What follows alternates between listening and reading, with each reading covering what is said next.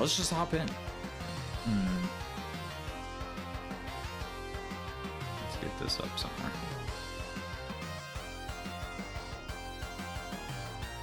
All right, 30 for 30 in the books. I think final time for me was 24. Let's see, I have it written down. 24:32.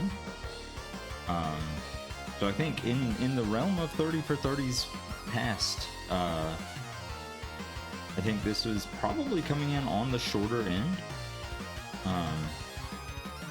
Definitely helped by the fact that I just played a bunch of these games before, so I was familiar with them. But there was still plenty of challenging stuff as well. So we'll start with, as always, the one I didn't play was Chrono Trigger. A little sad to not play Chrono Trigger because I do love the game, and it has been a long while since I've played it. But I think, you know, just it's a long game. It's, you know, it's a JRPG.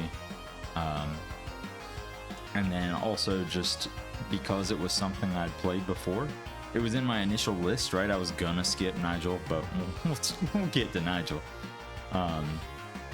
Just kind of figured, you know, we'll sacrifice the thing that I've played before just to play some new stuff. And so ended up not regretting it. I'm still getting to live vicariously by watching a ton of people stream Chrono Trigger, especially here at the end of the month, so that's really fun. Feels like I'm kind of getting the experience anyways. Alright, I guess we'll just go in the order that we have them here. I think that's fine. So first here is Tiny Toon Adventure, Buster Busts Loose. You see, I think I said this in the VOD. You see the Konami logo pop up at the very beginning? For this era of game, you get a little bit nervous for sure. But we were playing on the very easy mode. So beating it was not a problem. Can I scroll up? Oh, I can. What happened? I see. Yes. What if we like do that? That should solve our problem.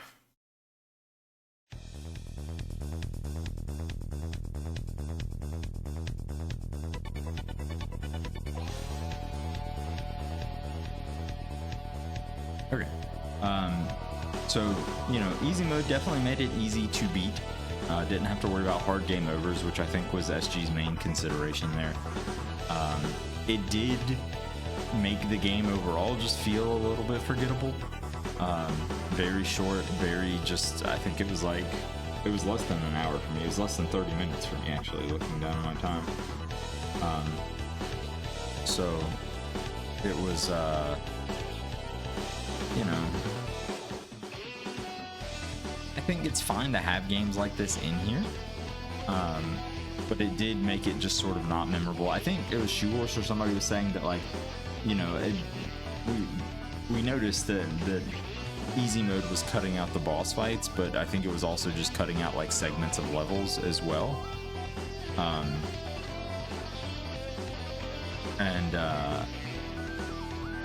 So, you know, it just like, it feels like you didn't get the full experience there. But then also, do you really want to go back to the full experience if it has like hard game overs and stuff?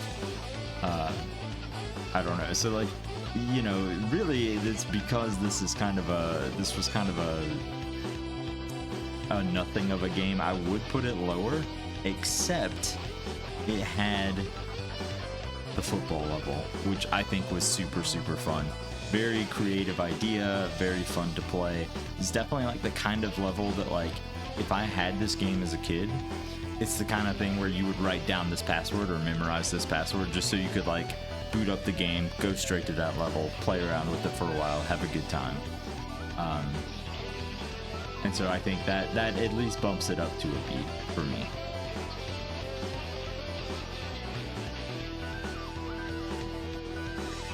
Alright, next is Donkey Kong Country. Obviously played this one a few times before. I don't like super love Donkey Kong Country. Like I think 1 is my least favorite of the SNES trilogy.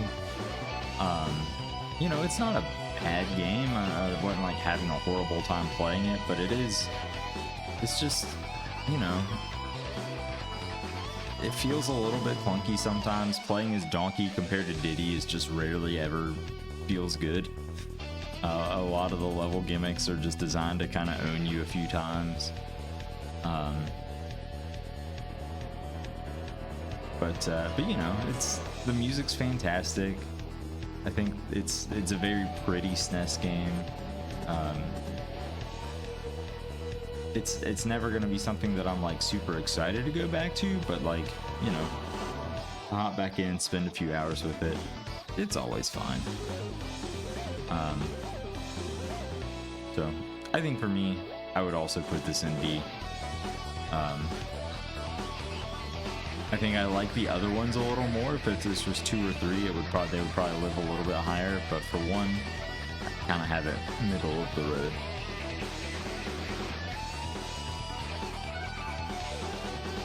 All right, next we have Joe and Mac. Sidebar: when I was building this, I like looked up the, you know, just grabbing the box arts for each of these. Did you know that this is what the box art for Joe and Mac looks like? Hang on, we'll go a little bit closer on this. We'll try to go a little bit closer on this.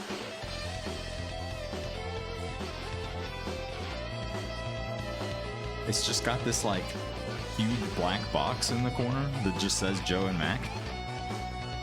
It's so ugly. The cavemen just have like brown hair. It's not like the green and blue like hair that Joe and Mac have. Anyways, I think it fits with how terrible the game was, you know? I really did not like Joe and Mac at all. Yeah, it is very much a Reptar ripoff, isn't it? Notably, like, does not appear in the game at all either. So, you know, like, no aspect of this game spoke to me at all. I thought the platforming was really bad. It like moving around felt very slick. It always felt like I was like falling off of platforms because they just felt like they were actually smaller than they looked on the screen. And then also, if you like, so if every mistake that you make feels really bad because of the limited lives, limited continues, etc.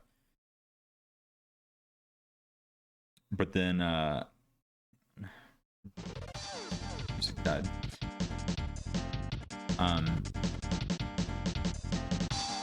The limited continues like really feels bad in every game that it's in, right? I harp on this every time we do these things of like, that's one of my least favorite gaming tropes. But then it feels like especially bad in this because instead of just like respawning you, they make you like this angel that floats up from the bottom of the screen, which they were clearly very proud of.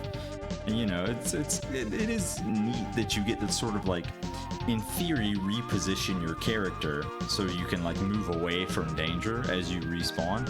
Except in practice, like, you would just sort of get caught on stuff. You would end up respawning where you didn't mean to. You would accidentally fall immediately back into the pit and lose another life. Or the worst part was if you like respawned over on the right side of the screen, like the screen wouldn't scroll with you. Like, you know how if you're playing a platformer and it's like a good game, like when you move to the right, the screen moves to the right? In this, like, the camera just wouldn't follow you, so you'd have to like move back to the left and then back to the right and then back to the left, like to like urge the camera to go where you wanted it to. And then like sometimes you would be respawning on these really tiny platforms, and again, like, you'd be at risk of like falling off. The later stages just had tons of hazards of like lava, these giant lava pits that you had to like manipulate enemies to get across without taking damage. Lightning that just was like undodgeable, that it would just like hit you at random. You couldn't get around it. Just brutal platforming. Not fun whatsoever. The combat was also bad. Half of the weapons were useless because they just did no damage whatsoever. And you lost your weapons if you happened to game over, so you would just have to go get some more. Bosses had tons of health. They sort of had health bars, except like one hit wasn't equal to like a pip of damage or whatever on their health bar. So you were kind of playing a guessing game to figure that out. And then also, like, they just sort of gave up by the end, and the last boss didn't have a health bar. So, you know. It's just a... You know, I will say, in the game's defense, at least it's short. As always, if you're gonna make a bad game, make it a short one. But, like, just no part of it was good, man. I just had an exceedingly bad time playing it, and I was very happy when it was over.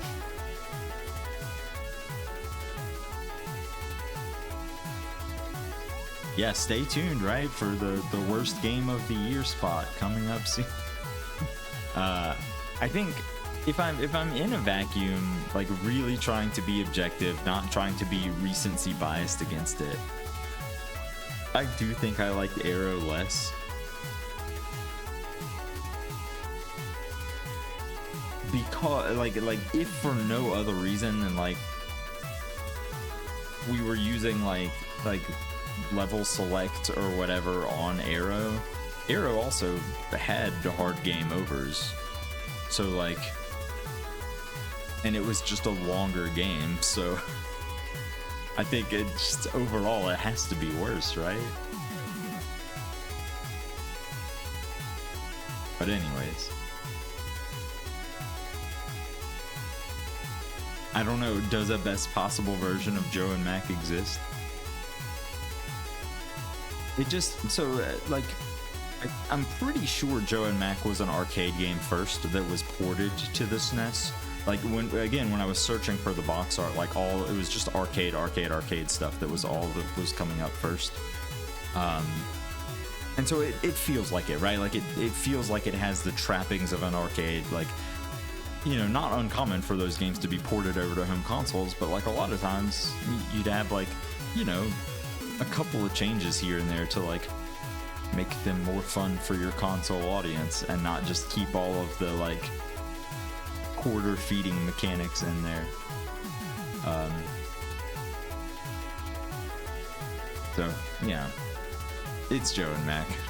You gotta have some clunkers in there. Happy that I made it through. Dream Course is next. I had played Dream Course in a previous 30 for 30. Loved it again.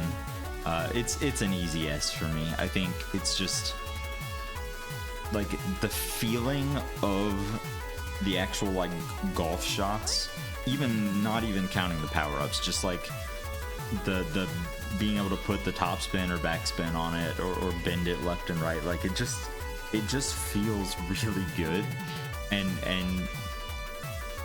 it's just an immaculate vibes game. When you hit a shot that's like you can't even like I know that you can kind of extend out the guide to see like where your shot's gonna go or whatever, but like when you hit a shot that like is just right and it kind of doinks in the hole, it just feels really good. Plus you get all the power-ups, all the abilities. Stone is like the best one for sure, but I think really all of them have good uses, especially in that last stage where you get to like use them all in concert. Even if it doesn't always work out for you to get a hole in one, it's so cool to see them all. I think it's just a lot of fun. I was very happy to see it come up on the list again, and I would be perfectly happy to see it come up again in the future because it's just a good time. Doesn't overstay its welcome. It's not super long, but it's long enough for you to enjoy it.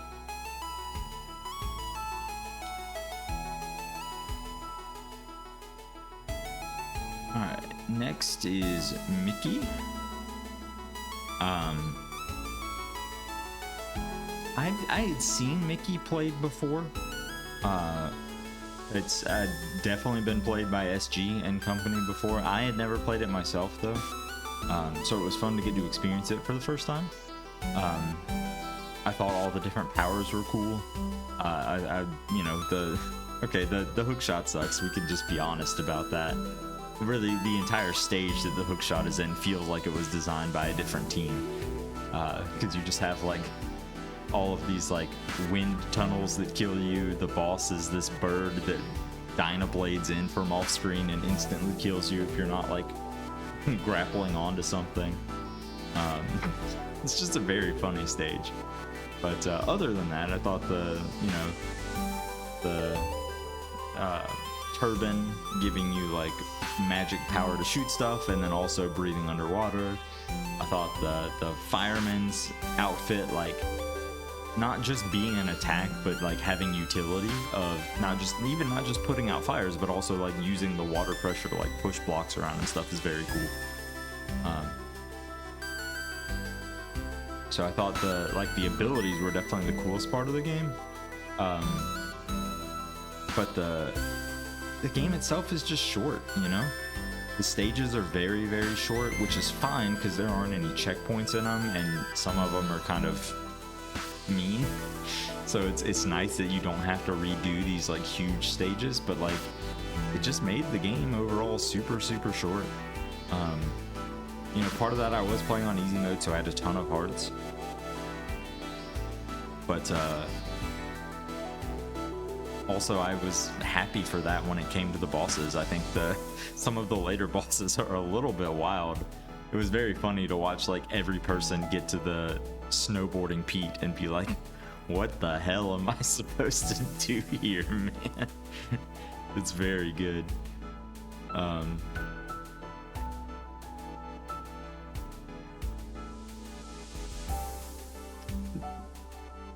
I think overall I would put this in like, I'm like between B and C, because like I did like things about it, but it was just kind of short and got through it fairly quickly. I think I would put it in B. It's okay. Sorry, I had to cough really quick. I think I would put it in B just to kind of like, I think the things I like about it are enough to bump it up.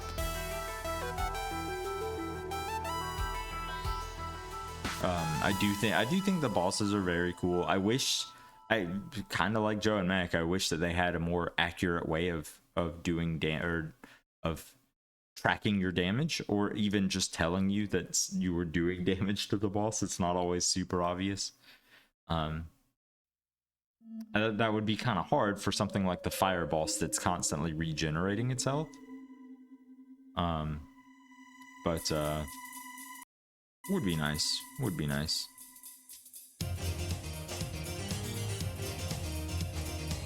Yeah, I think I'm fine with it in B.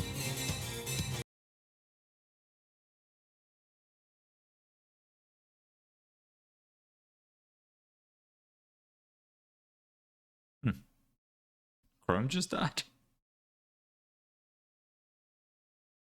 I think I'm still alive. It looks like I'm still alive. I think it's just Chrome kind of blew up a little bit. What if we refresh?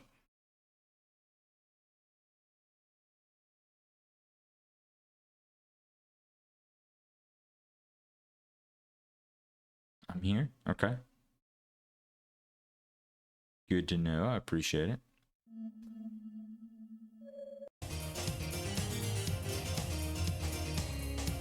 And struggles with just having a little background audio here tonight. All right, that's a sign we got to keep it moving.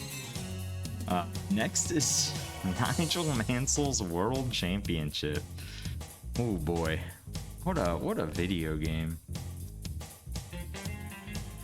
So, like I said with Chrono Trigger, this was initially not on my list. I was gonna play Chrono Trigger instead. I knew, even from just seeing a single screenshot of the game, I knew I would enjoy playing Chrono Trigger way more than a SNES racing game. But after seeing some people play it, I did know that it would probably be shorter than Chrono Trigger. And then, you know, there's this feeling of like, you go through these events, you see other people suffer playing games, you want to suffer with them, you know? It's part of that like communal experience of us all experiencing the same things together. And so I felt like I really shouldn't skip it. I you know, it would be a new game, something I hadn't played before, again, you know, compared to something that I had. But really, you know, it just felt like I should go in and give it my best shot. And so I did, and boy howdy, I didn't like it.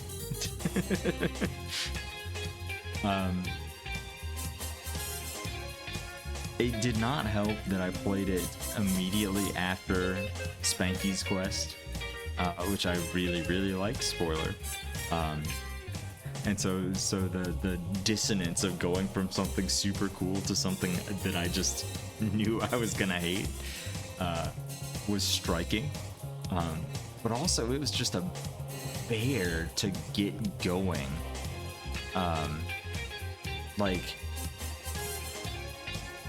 So the way that it works, you've got you and Berger is the other racer who, you know, became a funny meme for everybody, which was very good.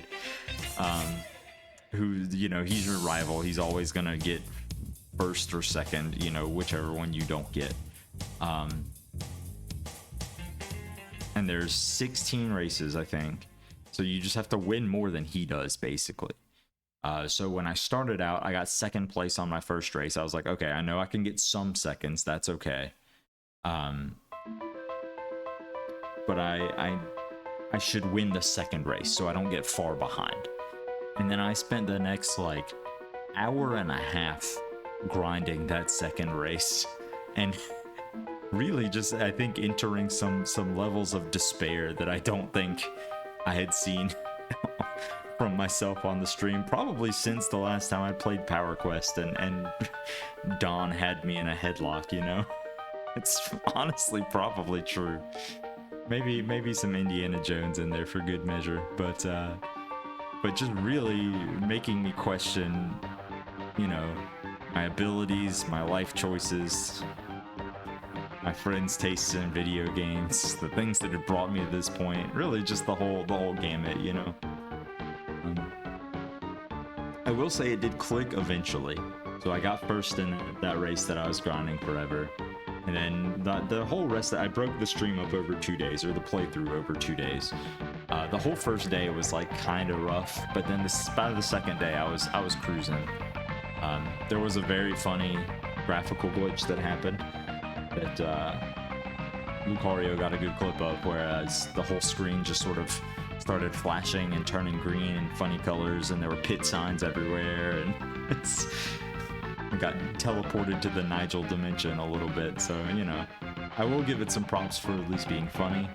But overall, it's a racing game, and it's a boring racing game. You're just holding A, and you're just driving around turns, trying not to hit too much stuff so you cannot pit. That's really the only way that you can beat Berger, is just by not pitting and pulling ahead when he does pit. It's just not good. It's not good. I'm not saying there are no good racing games. You know, there are certainly some. There have been some even in these tier lists, like Uniracers last year, that I absolutely loved. But I will say that the more realistic you go, I think the less likely it is to appeal to me. I think that's a pretty safe rule of thumb. So we're putting it down here with Joe and Mac. I really don't even think there's like a 1A or 1B here. I think they both just sort of belong at the bottom together. And playing both was suffering, really. But again, happy that I made the choice that I did so I could experience it for myself, you know?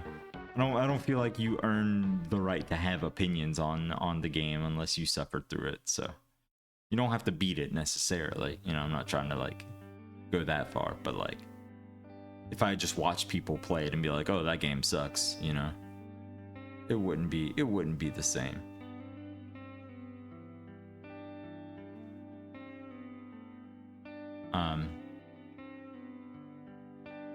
Anything else about Nigel?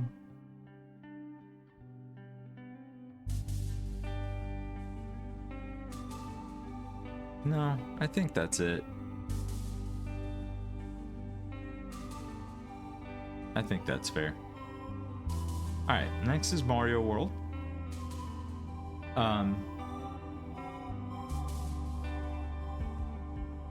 Send him to the Shadow Realm. Yeah, where he belongs. Okay, Mario World. Actually, the first video game I ever had was Super Mario World.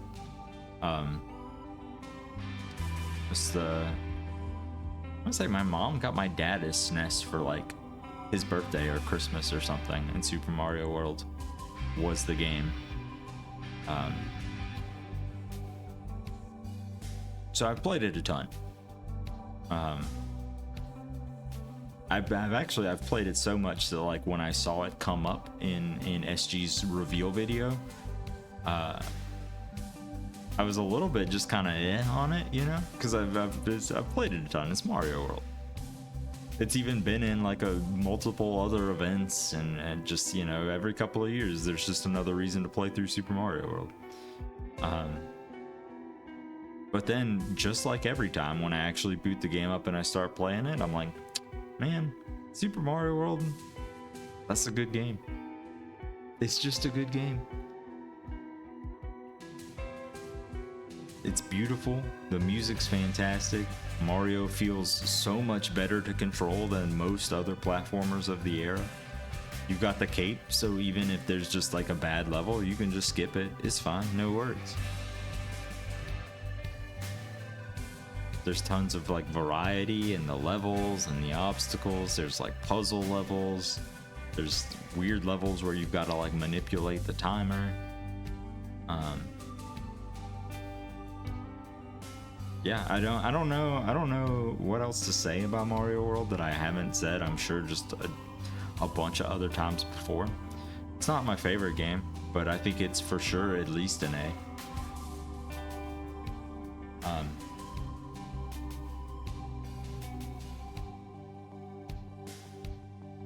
Yeah, I think it's a good A. I think it's below what I would consider the top tier. But it's just always fun to play. I think No Star World was a good category, right? It can be super short if you have the Star or Star Road or whatever to just like let you get to the end of the game super quick. But on the other end, if you require the full 96 exits, it can be just a little much, especially as you're just like sort of redoing a bunch of levels to get like multiple exits and stuff. So I think this was a good compromise, and it you know, let you experience the breadth of the game without diving like too deep into it. All right, next is Goof Troop. This was my Elite game.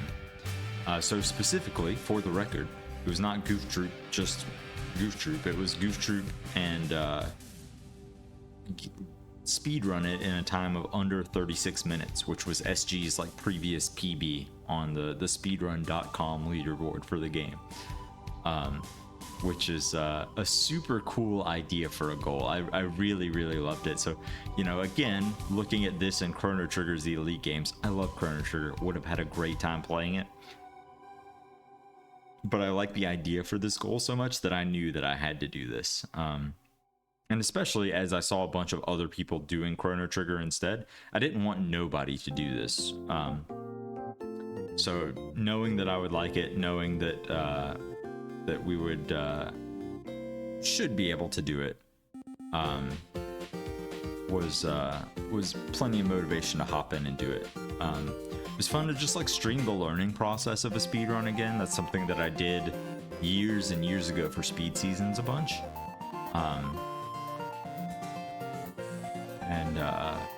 And so this definitely brought back vibes of that. I think in total, between practice and runs, it took me about 5.5 hours to hit the goal. So definitely on the shorter end for an elite game for sure.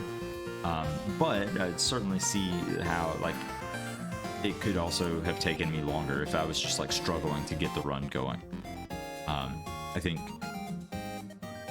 Goof Troop is a very fun game. It didn't have like a lot of like skips or tech to it. There was one like big skip that I learned that saved like, you know, a minute or something like that. But the rest of it is just execution and not dying, you know, or trying to beat bosses as fast as possible. Learning kind of memorizing puzzle solutions and things like that. So this was a lot of fun. I really enjoyed it. Knocked it out over the course of a couple of days this week. It's definitely a hard thing to plan for an event like this, because you have to have prior experience basically to know like what a decent par time would be. But I really liked it. I think it's something that I've heard people throw around as a suggestion for like Discord wars also, of like, you know, instead of participation points for races or like, you know, expanding the top 10 or 15 or whatever further, like what if you just like set like a par time, and if your race time was like faster than that par time, you got bonus points or something like that, to incentivize more people like actually trying to learn this stuff, which I think is a cool idea. I think, you know, speedrunning is fun, and you're not asking somebody to come in and grind it and get like a top time. I think so SG's time was 36 minutes. I think like the top times on the leaderboard are like 10 minutes faster than that, like 20, 24, 25 minutes, something like that. So, you know, you're not asking for that. You're not asking for like, oh, get like a top 5 time on the leaderboard. It's just like, can you learn the game? Can you execute it well enough? So yeah, it was a good goal. It was fun to do. Had a blast with it. I'd love to do it again.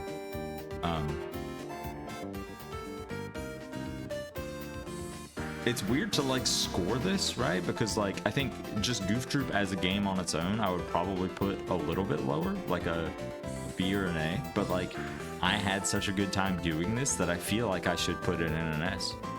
After I've just spent the past couple of minutes giving like glowing reviews to it, right? I even kept playing it and improved. Like I got the sub 36 and then kept playing it and did another couple of runs to get like a 33. And might even play it some more. So I think it's fair to put it there, with the caveat that is like specifically game and goal combined for this. Okay, we'll move on. Next is Spanky's Quest. So this was another one that I had played before in a previous 30 for 30. It had been, I think, like 5-ish years or so. It was in, I want to say it was in the first 30 for 30 challenge, the first one that like other people did. I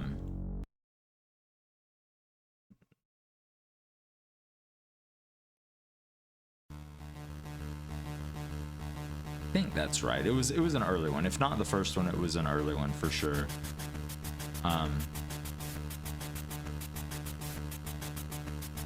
The first playthrough, as many people's first playthrough was this time around, very fun to watch, was a struggle for sure.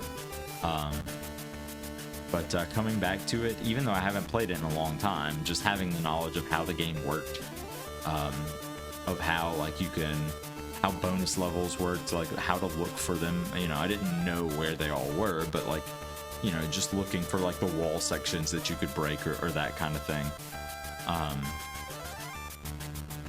Because you want to get as many of those as possible. You can like grab keys in a level and go into the bonus so that you can get a life from the bonus, but then also go like do the, like you retain the keys so then you can use those keys in a later level to like skip bad levels essentially.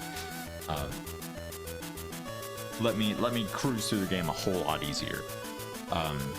And so essentially, like, the whole game is not that bad until you get to World 5. And so I just got, by the time I got to World 5, I just stockpiled like 20 lives or something like that. And so basically spent them all in World 5, but managed to make it through, I think, first shot. I did game over on the boss rush, but I think I had enough lives that I was able to just make it through. So, and it's just a comfy playthrough. It's just a really good game. The music is top tier. I like the mechanics with the bonus levels, and you know, it adds some strategy of like, do you want to try to go stockpile some keys, or do you just want to get out of there right now? I think the later levels definitely get tough, but even on a casual playthrough where you're game overing and starting over with like 2 lives, like, it's not impossible. You can definitely like learn the levels, strategize your way through them, and like make it to the end with your lives to like then spend those lives trying to figure out the great boss. But yeah, so Spanky's good. Spanky's good. I was very excited to see it come up. Would love to play it again. Hopefully won't wait like 5 years before playing it again, because it's just a good time. It's another easy S. And then last we have Yoshi's Cookie. This is the classic game that just drags on for way too long. Somehow, I'm looking down at my notes here of my notes. Just I wrote down how long each game took. Somehow only was like 2.5 hours for me to beat it all the way through. It felt like so much more. It felt like 5 hours, man.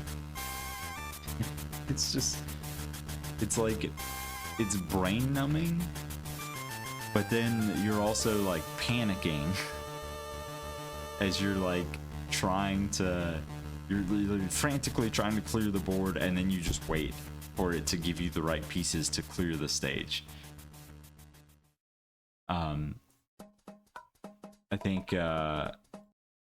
it's like,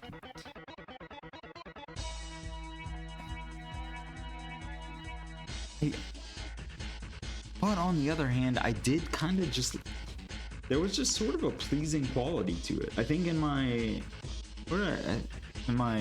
Google Sheets review, I think I wrote something like it like scratched my brain in the right way. Like, I did really like looking for patterns.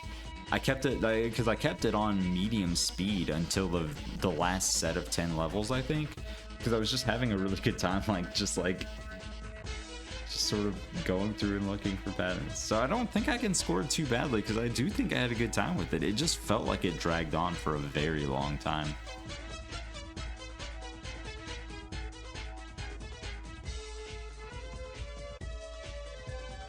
I would probably put it in B.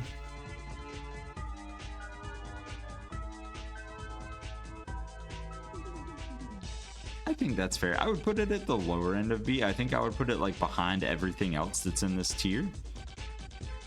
But I think it would be doing it a disservice to put it in C, because like that kind of swapping, it's not exactly like a panel to pawn or Tetris Attack or whatever, but like, you know, it's that kind of just like scrolling through and like swapping blocks around. So it's just kind of, I don't know, it does sort of just like click with me a little bit to just like look through shapes for patterns or that kind of thing.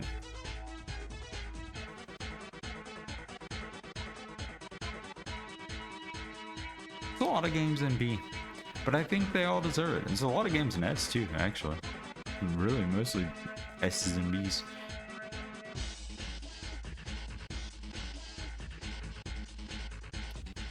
But yeah, I think that's a solid list.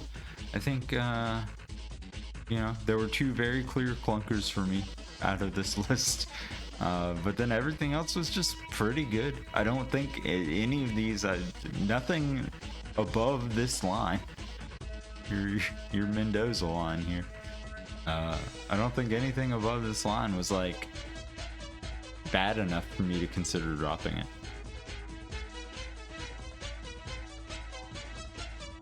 Overall, a solid list, which is difficult to do, I think, when you're making a list entirely off of a single console.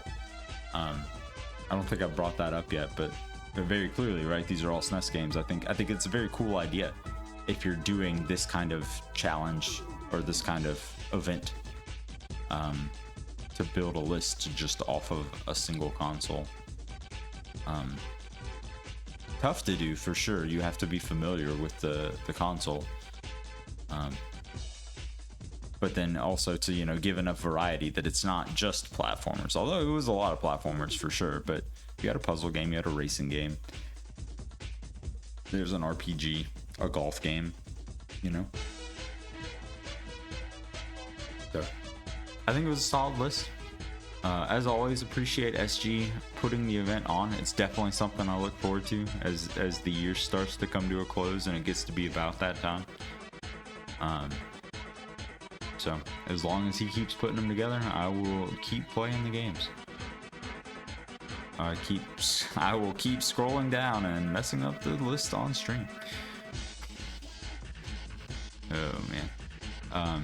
Yeah, I don't think I really have any other closing thoughts other than it was a lot of fun. I know a lot of other folks are still, I think basically everybody else, if you pull up the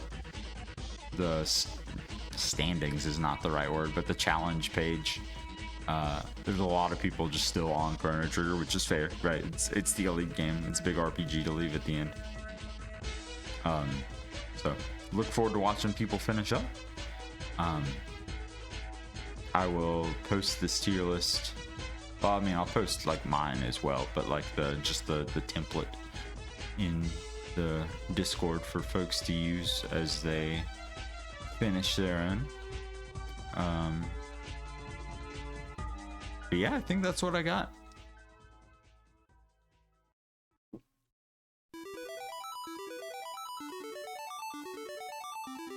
It's a solid Thanksgiving evening stream. Got the Power Quest PB, huge PB, and then knocked out the tier list. And I'm gonna go sleep off this, like, I didn't even eat dinner tonight, I just had the massive lunch. So I think I'm gonna go sleep off all this turkey and sweet potato casserole and stuffing and all of it. But thanks for hanging out. Hope you have a good evening, Rio. I will probably try to stream something else this weekend. No Majora tomorrow. But we'll see. We'll see. Maybe something else just tomorrow afternoon. Yeah. Hope you all have a good weekend. If I don't see you, and y'all take it easy.